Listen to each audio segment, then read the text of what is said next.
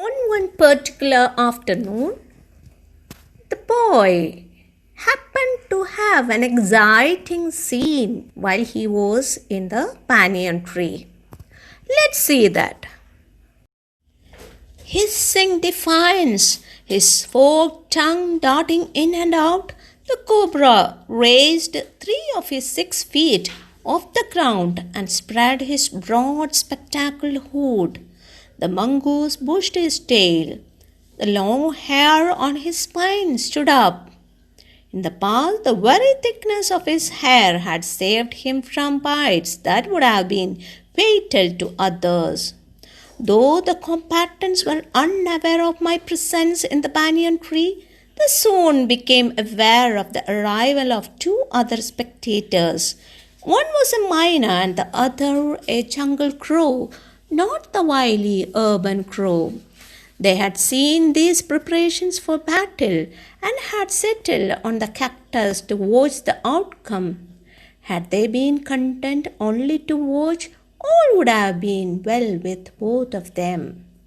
The cobra stood on the defensive, swaying slowly from side to side, trying to mesmerize the mongoose into making a false move.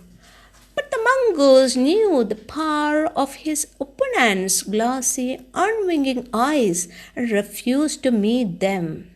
Instead, he fixed his gaze at a point just below the cobra's hood and opened the attack.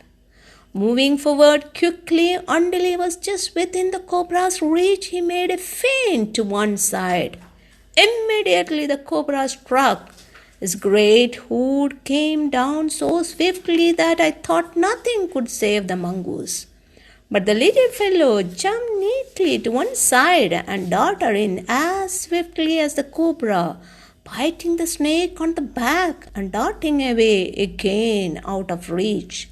The moment the cobra struck, the crow and the myna hurled themselves at him, only to collide heavily in midair.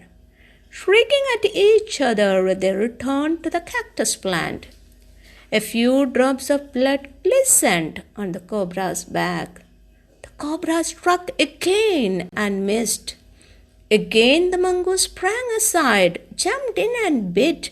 Again the birds dived at the snake, bumped into each other of the cactus. The third round followed the same course as the first, but with one dramatic difference. The crow and the myna, still determined to take part in the proceedings, dived at the cobra, but this time they missed each other as well as their mark. The myna flew on and reached its perch, but the crow tried to pull up in midair and turned back. In the second that it took him to do this, the cobra whipped his head back, struck with great force, his snout thudding against the crow's body. I saw the bird flung nearly 20 feet across the garden, where, after fluttering about for a while, it lay still. The myna remained on the cactus plant, very wisely refrained from interfering again. The cobra was weakening, and the mongoose, walking fearlessly up to it, raised himself on his short legs and with lightning snap had the big snake by the snout.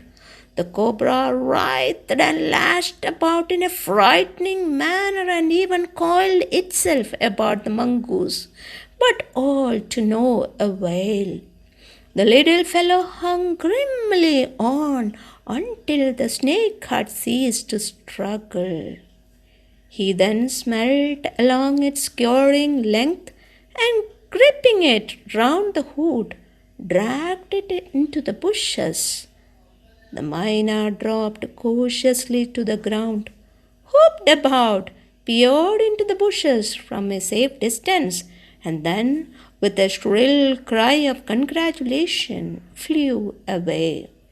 When I had also made a cautious descent from the tree and returned to the house, I told grandfather of the fight I had seen.